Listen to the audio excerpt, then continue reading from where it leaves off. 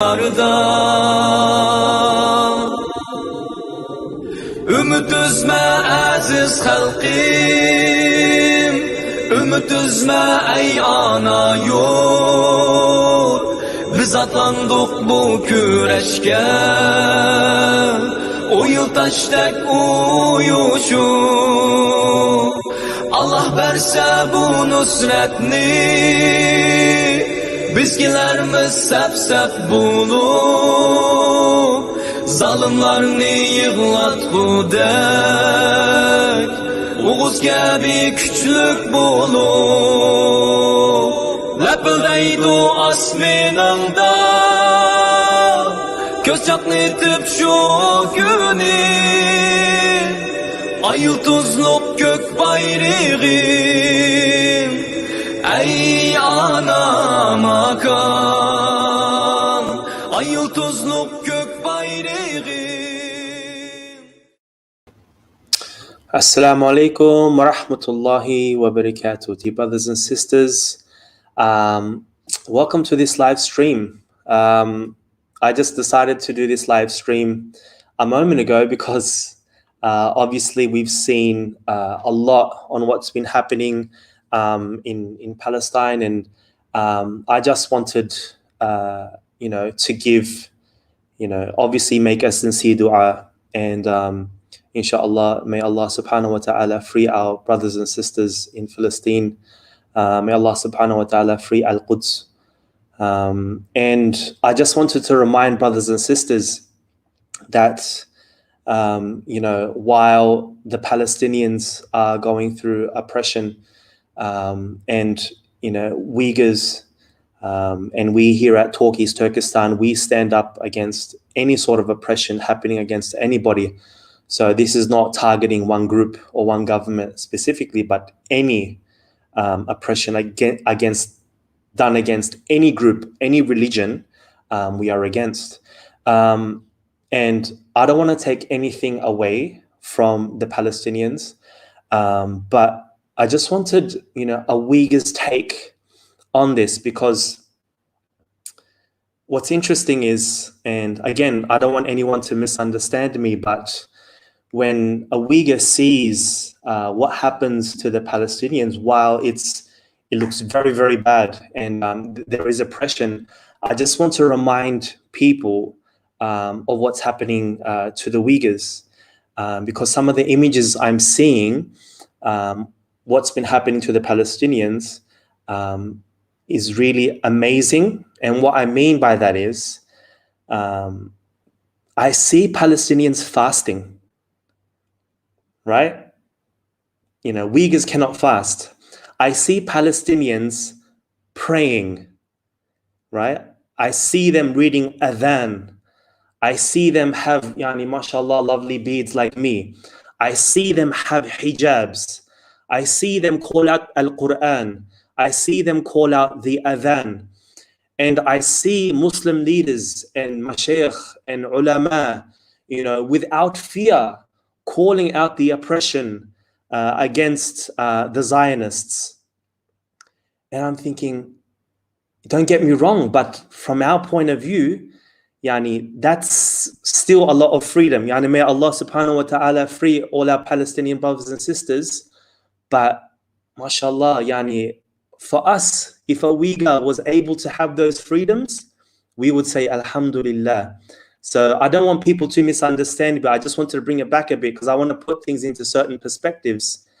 That we see so-called Muslim leaders like Imran Khan and Erdogan, condemning what's been happening to the Palestinians and condemning Israel and all this, which they should. I don't disagree with this. They should. We should be condemning any sort of oppression done. But, dude, what about China? China is forcing Muslims to eat pork. China is forcing Muslims to drink alcohol. China is demolishing mosques. Okay? China is killing imams. All right? Mocking the religion of Islam. Forcing Chinese men to marry Uyghur Muslim women. You know, I don't see any of this in Palestine. And again, I don't want my brothers to go, you know, don't mix up oppressions, but I'm saying, you know, the amount of love which we should be giving to Palestine, and the amount of dua, and the amount of on social media, and the amount of work that's being done, you know, save Sheikh Jarrah and all this, and I totally support. But, you know, we've got an oppression with the Uyghurs that's like 100-fold, 1,000-fold going on, and, you know, we don't get that same sort of recognition from the Muslim world. In fact, we have the Muslim world, and when I mean Muslim world, I don't mean layman, you know, Muslims, like the general citizen. I'm talking about, you know, the people in power, the OIC, you know, quote unquote Muslim leaders. We get suffer. Yani, I could understand if they were silent, you know, if they were just quiet on the matter of what's been happening to the Uyghurs. But it's gotten to a stage where they support China's concentration camps. So, and another thing I find sad is, why do we only stand up for Palestine when we see bombs and when we see them attack Al-Aqsa? Yani, there is oppression every day in Palestine. It's sad to see that it has to take, you know, clashes, or it needs to take attacks upon our Masjid Al-Aqsa for people to wake up. And unfortunately, yani, I'm no fortune teller, and we know that fortune telling is haram, but wallahi, in a couple of weeks, when this dies down, which it will die down, we're going to forget about it. We're going to forget about Al-Aqsa. And that's sad. And even the Muslim world will forget about Al-Aqsa and the Palestinians and Sheikh Jarrah. We'll probably even forget what Sheikh Jarrah is, unfortunately, which we shouldn't. So I just wanted to take that back and go, you know what, if there's so much love, and there's so much, you know, posting, and there's so much, you know, support for Palestinians, which there should be. And again, I have to reiterate, may Allah subhanahu wa ta'ala, you know, destroy all the occupiers, okay, regardless of where they are in the world, and free the occupied. May Allah subhanahu wa ta'ala destroy the oppressors and free the oppressed. Muslims say Ameen, especially during the month of Ramadan. But again, I have to repeat myself, because we seem to forget Uyghurs, forced eating pork, you know, forced alcohol, forced marriages, no salah, no fasting, no Islam whatsoever, no passports. We cannot travel anywhere. Merely talking to, I'm sure right now, Palestinians living outside of Palestine can make a phone call to their loved ones. Sah? Yes, you can make a phone call to your loved ones right now. We cannot do that. We cannot do that. Palestinians can give their children Muslim names. You can name your children Muhammad, Mehmet, Fatima, Aisha, Hafsa, you know, whatever you want. You know, all of these freedoms, I'm not saying, you know, I'm not trying to take that away from you, but from a week, that's why I've named this stream right now, okay, an Uyghur's take on Palestine. What a normal Uyghur would see from Palestine is like, mashallah, you guys are free. But again, from a Western perspective, that's, you know, that doesn't look right. But for us, you guys are free. So when I see 90,000, I think it was 90,000 in front of Al-Aqsa, you know, praying in Laylatul Qadr, you know, you guys are lucky. Wallahi, you guys are lucky. But obviously, we would like Palestine to regain all their rights and all this. So I hope you guys don't misunderstand me what I say. You know, as a Uyghur activist, I try to take any opportunity that I can to highlight what's happening to the Uyghurs, even though I may be taking away some light from what's been happening to Palestine. But I just want people to wake up, because unfortunately, as I mentioned, I'm repeating myself, it looks like we are going to be forgetting what's happening in Palestine and with Sheikh Jarrah in a few weeks, and unfortunately. So brothers and sisters, you know, it is Ramadan. If you guys have any questions, I'm willing to answer any questions about the Uyghur plight. There have been a lot of postings recently about Uyghur imams. This new information coming to light where they've been arrested, simply for teaching Islam, simply for reading Quran. The adhan is called out 5 times a day in Palestine, whereas in our minara, you have the adhan, praising the Chinese Communist Party. We have a comment here. Hope one day the 3 countries, Palestine, Kashmir, and East Turkestan, will be free.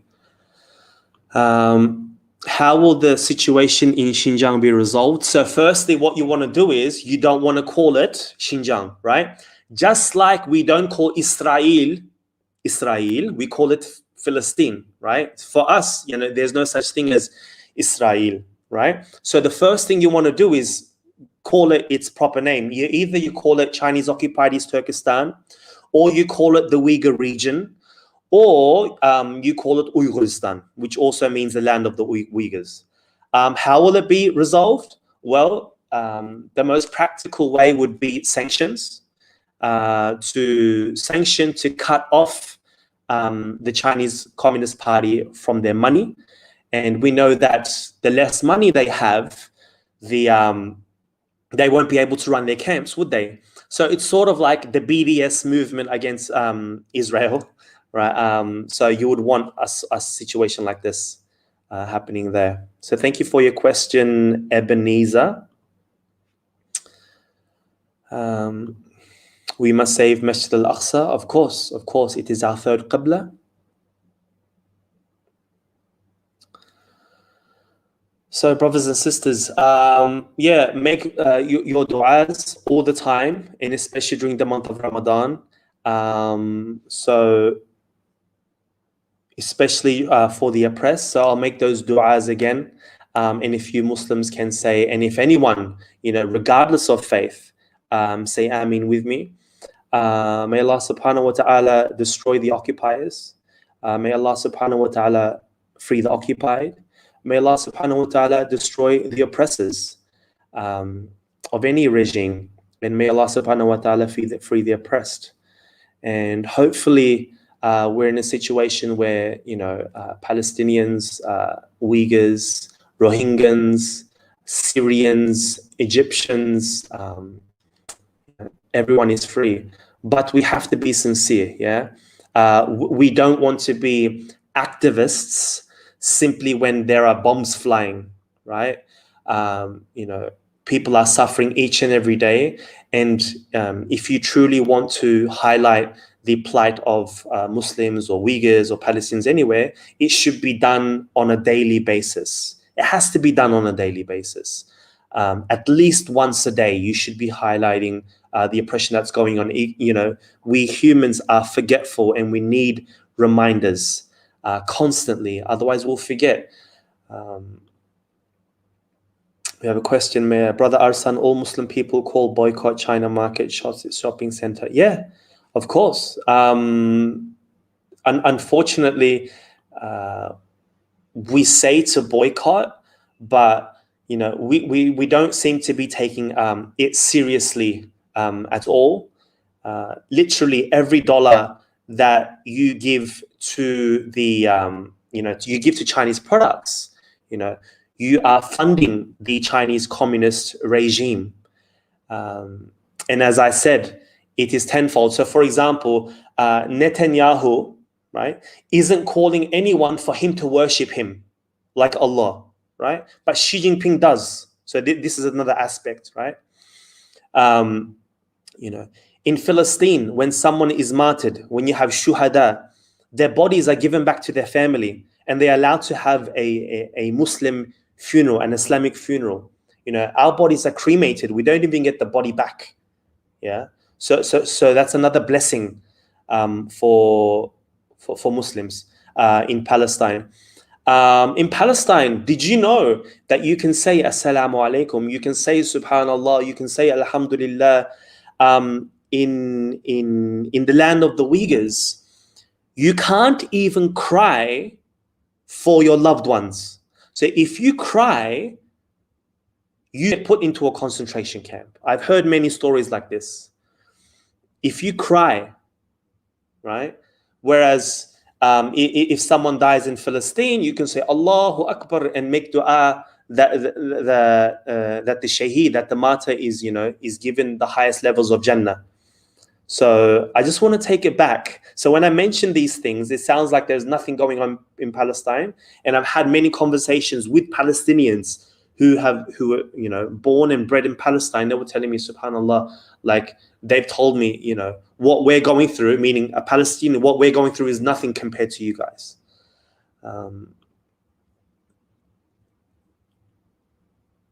Yeah, East Turkestan was established. Yeah, so there's a bit of history there.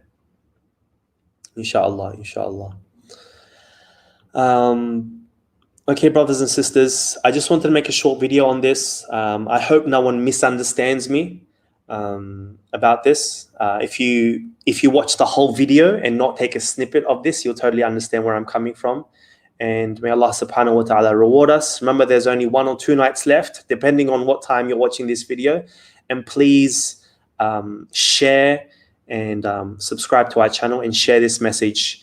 And don't forget to show your solidarity for the Uyghur Muslims of Chinese-occupied East Turkestan, as well as Palestinians or Rohingyas, Indian Muslims, anywhere, not just Muslims even, anywhere, any group, any religion that is being prosecuted, that is being oppressed by any regime, by any government. May Allah subhanahu wa ta'ala free those oppressed people and destroy the individuals and governments and regimes that are oppressing them. Say Ameen. Okay, brothers and sisters, until next time, Assalamu alaikum wa rahmatullahi wa barakatuh. Ümit üzme aziz halkım, ümit üzme ey ana yurt. Biz atlandık bu küreşke, o yıl taştek uyuşup. Allah verse bu nusretni, bizgilerimiz sepse.